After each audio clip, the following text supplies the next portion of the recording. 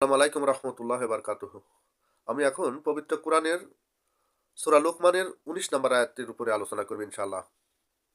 আল্লাহ সুবহানাহু ওয়া তাআলা পবিত্র কোরআনের সূরা লুকমানের ১৯ নম্বর আয়াতে বলেছেন যে, তোমরা চলার ক্ষেত্রে মধ্যপন্থা অবলম্বন করো।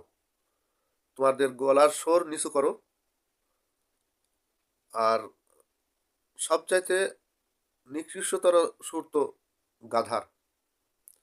সুরের মধ্যে সবচাইতে নিকৃষ্টতর সুর হলো গাধার সুর।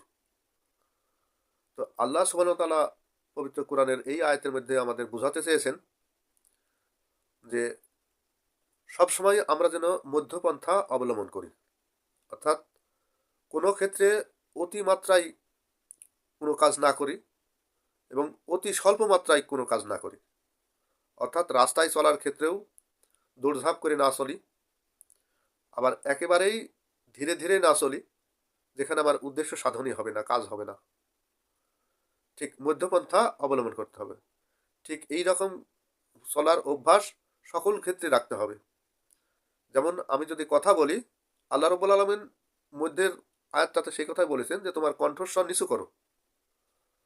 অর্থাৎ যখন প্রয়োজন হয় তখন তো সেটা ভিন্ন কথা, কিন্তু সাধারণ কথা যখন বলবো তখন অবশ্যই কথার সুরের মধ্যে নম্রতা, ভদ্রতা এবং শালীনতা থাকতে হবে।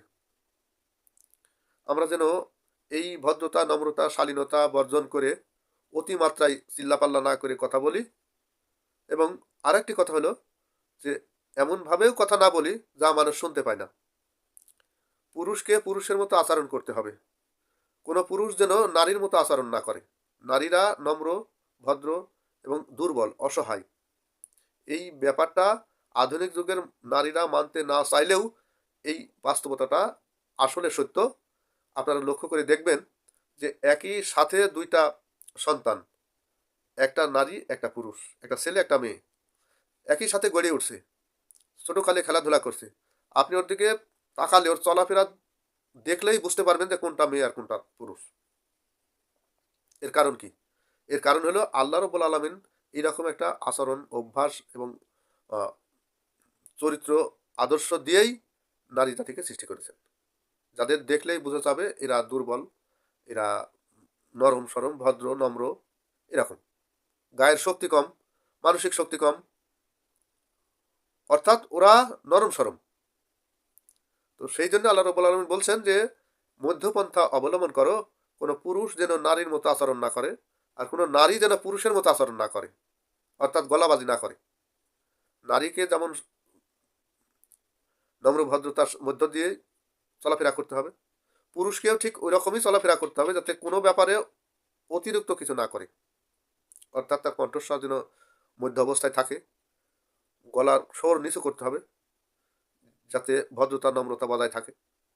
আর আল্লাহ রব্বুল আলামিন এদেরকে একটি উদাহরণ দিয়ে বলেছেন যে নিশ্চয়ই সবচাইতে সুরের মধ্যে নিকৃষ্ট সুর হলো গাধার। মানে গাধার সাথে তুলনা করেছেন, যারা অযথাই চিল্লাপাল্লা করে, উচ্চস্বরে কথা বলে। এখানে আমরা তিনটা শিক্ষা পেয়েছি যে প্রথমত আমাদের মধ্যপন্থা অবলম্বন করতে হবে। অর্থাৎ সকল ক্ষেত্রে আমরা যেন অতিরিক্ত অতিমাত্রা প্রয়োগ না করি। আমরা চলাফেরার মাধ্যমে, দান করার ক্ষেত্রেও ঠিক একই অবস্থা, আমরা মধ্যপন্থা অবলম্বন করব। আল্লাহ রব্বুল আলামিন অন্য একটি আয়াতে বলেছেন যে তোমরা এমনভাবে দান করো না যাতে তোমরা নিঃস্ব হয়ে যাও আর মানুষ তোমাদের ঠাট্টা করে। তাহলে দানের ক্ষেত্রে মধ্যপন্থা অবলম্বন করতে হবে, নিজের রাখতে হবে, দানও করতে হবে। আবার চলাফেরা, কথাবার্তা, অন্যের সাথে আচরণ করা, সকল ক্ষেত্রে মধ্যপন্থা অবলম্বন করতে হবে। যদি কোথাও বিপদ আসে কিংবা অন্য কোনো বিবাদ মীমাংসার ক্ষেত্রে গিয়ে মানুষকে সেভাবেই বোঝাতে হবে যাতে তারা মধ্যপন্থা অবলম্বন করে। কোনো কোনো ক্ষেত্রে ছাড় দিতে হতে পারে, তো সেখানে ছাড় দিয়েও যদি শান্তি রক্ষিত হয় তাহলে ছাড় দিতে হবে। এটাই হলো মধ্যপন্থা। আর আমরা যেন আমাদের গলা স্বর নিচু করি, অর্থাৎ নিচু স্বরে কথা বলি নম্র নম্র ভদ্রতার সাথে।